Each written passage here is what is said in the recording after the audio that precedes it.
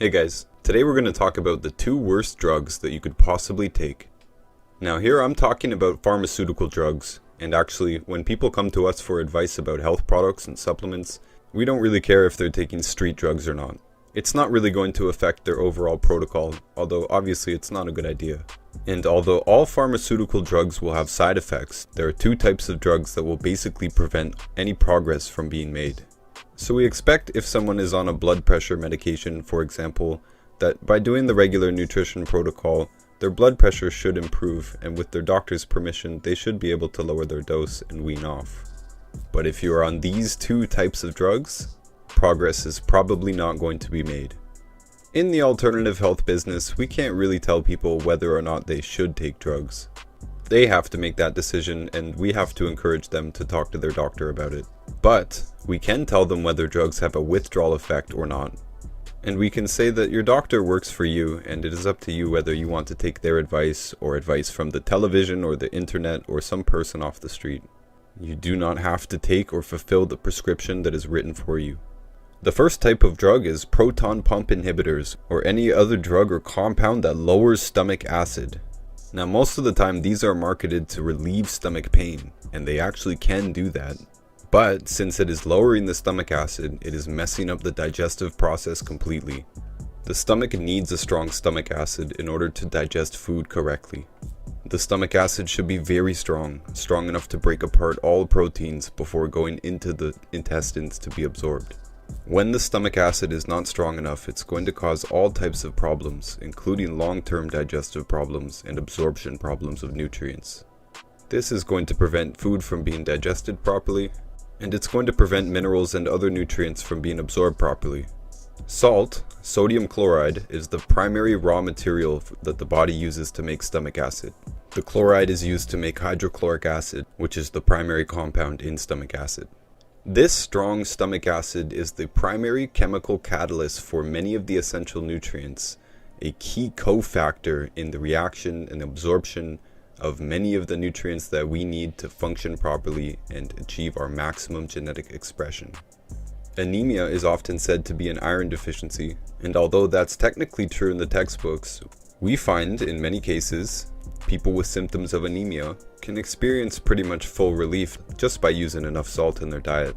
Most of the time they've been told to reduce salt by their doctor. A lot of times those same doctors will tell them to get on a proton pump inhibitor drug, or something over the counter like Tums that does the same thing. Essentially, it lowers the stomach acid. Proton pump inhibitors are much stronger, and they do work, they do their job, they lower stomach acid. The problem is that messes up the entire system. Iron is just one nutrient out of the 90 essential nutrients. Iron itself is an important cofactor with all of the other important nutrients that the average person would have heard of. So stopping this chemical process at the first stage kind of messes up the whole thing, the whole web of nutrients. And on top of that, of course, it's preventing food from being digested properly. Food is first supposed to be broken down in the mouth, both with chewing and with enzymes in the saliva, then broken down further in the stomach acid before making its way into the intestines to be absorbed as individual nutrients that have been broken out of their larger chains, their larger proteins. And if those food particles are not broken down properly, they can go into the intestine undigested. Proteins are made of amino acids, and it's supposed to be the amino acids that are going into the intestine to be absorbed, not proteins. When full proteins go into the blood through the intestines, the body should attack these proteins if it's working properly. This is what we call dirty blood. The body is recognizing these as foreign particles and bringing attention to them as if this was a bug or a virus. There's not supposed to be food proteins in the blood. This might provoke what might look like an immune response. If this goes on long enough, the person might be told they have an autoimmune disease. So stopping dirty blood is often just a matter of resetting the stomach acid to be acid enough. And this is going to be impossible on a proton pump inhibitor drug. The proton pump inhibitor is going to prevent the stomach acid from ever being acid enough. And although you might not have the acid reflux symptoms, you will probably very quickly develop other symptoms of a digestive problem. Or in the worst case, an immune problem or another severe nutrient deficiency problem. Which of course can show up because you can't absorb nutrients properly on a proton pump inhibitor. Although there are no direct withdrawal effects from a proton pump inhibitor like you would expect from, say, an opioid drug, it can be very tough to get off them. You've become used to them, and it can be painful for the first couple of weeks at least while the body is basically regaining the ability to produce stomach acid. One of the ways to reduce this is to reduce the food overall. This is during the time that you're getting off of it and getting used to having stomach acid again. You might as well do some fasting, and hopefully this advice aligns with what a doctor would say as well. It seems to make sense. If the body is not producing stomach acid properly and we're trying to fix that, maybe lay off food for a little bit. Maybe have more liquid meals so that they're already basically pre-digested. And if you're not eating much food, then it really doesn't matter if you have strong stomach acid or not. Remember that fruits and things like smoothies and juices will be the easiest things to digest, as well as broths, bone broth or vegetable broth. Salty water is going to be one of the next most beneficial things to do. Give your body the raw material that it needs to make stomach acid. Your body will tell you when it's had enough salt. It will taste too salty. If your stomach is hurting at any point in time, drinking salty water will probably relieve the pain. And this can be every day during the time the body is adjusting to getting off of proton pump inhibitors. But the real point of this here is that if somebody does come to us asking for us to help them get healthy, if they are on a proton pump inhibitor, they're probably not going to receive much help from us. They're not going to be able to absorb our supplements properly or digest food properly. And by the same token, Tums or even sodas, anything carbonated, will be affecting the stomach acid and the digestion of food and the absorption of minerals. If you have a strong stomach acid and you're not eating any difficult foods like gluten proteins, which are hard to digest, and you're not overloading your body with food, there should be no stomach problem. The next most important type of drugs to consider are statin drugs, cholesterol lowering drugs. There's many different types of statin drugs. Most of them do have the word statin in the name.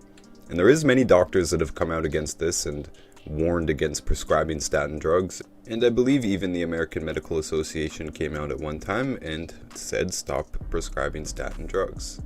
This is because it lowers cholesterol, and it just so happens that cholesterol is essential. It's so important that our body makes some of it, and we do need to intake more of it in the diet.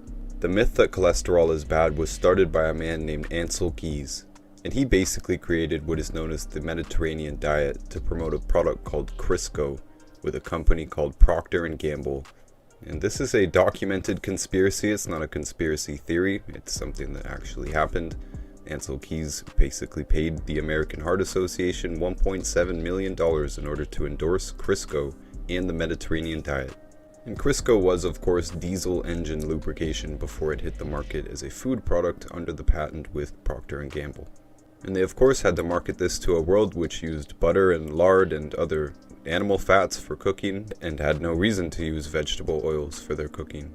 One major thing to consider about cholesterol is that the myelin, which is the white coating around the nerves and the nervous system, this is a significant portion of the nervous system, is basically made of cholesterol. All of the sex hormones are derived from cholesterol. Testosterone, progesterone, estrogen, adrenal hormones. So when we interfere with cholesterol, we're interfering with some pretty major processes. Cholesterol is a steroid hormone. We consider it the master steroid in the body. Statin drugs interfere with both our body's ability to produce its own cholesterol and to utilize cholesterol. And we recognize Alzheimer's disease as the worst case scenario of what can happen with the ultimate cholesterol deficiency. This is a demyelination, an unraveling of the cholesterol-based nerve sheath. And Alzheimer's can only be properly diagnosed at autopsy. There are other dementias that don't involve this process. But diseases come in fads, and insurance pays more for treating some diseases than others. And so today we have more people being diagnosed with Alzheimer's rather than Wernicke-Korsakoff's dementia or vitamin B12 deficiency dementia. Just as we have more kids being diagnosed with autism rather than ADHD, which was the earlier fad. And of course, insurance pays more for treating autism than ADHD. Alzheimer's itself will require quite a lot of repair. And in any case, the body is going to need cholesterol, the master steroid, to help. It's part of the construction crew to fix the body. Now these days we see people of all ages being prescribed statin drugs, and I'm serious, people in their 20s, 30s, 40s, 50s, 60s, and up. And often for no reason. I just spoke to a man who was prescribed statin drugs and he had perfectly normal cholesterol. There was no reason for him to be on this drug. And they're putting a lot of people on these drugs preventatively, so it's not even being used to treat an actual problem. Well, if somebody comes to us asking for advice and guidance on how to get healthy and they are taking a statin drug, we're going to tell them there's not much use in buying supplements. Just like being on a proton pump inhibitor, the body is fundamentally not working properly at a critical junction, and they're not likely to see much improvement because this is a cake recipe here. We need to have all the ingredients, or the recipe of a healthy human being is not going to work out. Fortunately, statin drugs are not known to have the type of withdrawal effects that are concerning. Those types of effects are most prevalent in like antidepressant drugs and antipsychotic drugs, things like that. And for the proton pump inhibitors, it's mostly just discomfort, but there is an effect. You're going to go through something if you're getting off of it, but there is no such effect for statin drugs.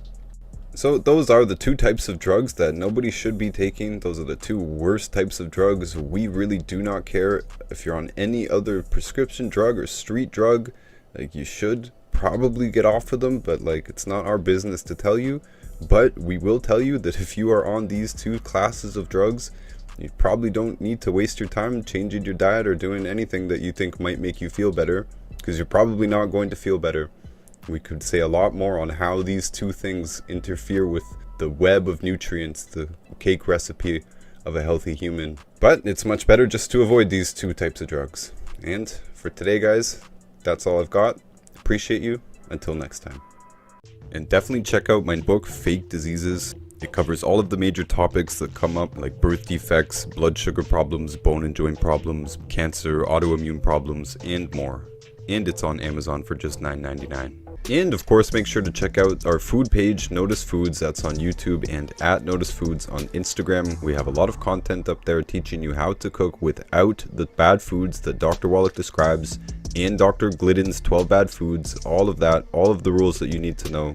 And we have experienced chefs and bakers who will answer the questions in those inboxes. Definitely get yourself a copy of Dr. Wallach's cookbook. This is basically a textbook about how to cook without the bad foods, particularly oil and gluten. This is 300 pages stuffed full of recipes without the bad foods that they're usually made from. And for more health information, make sure to check out our YouTube or our Instagram.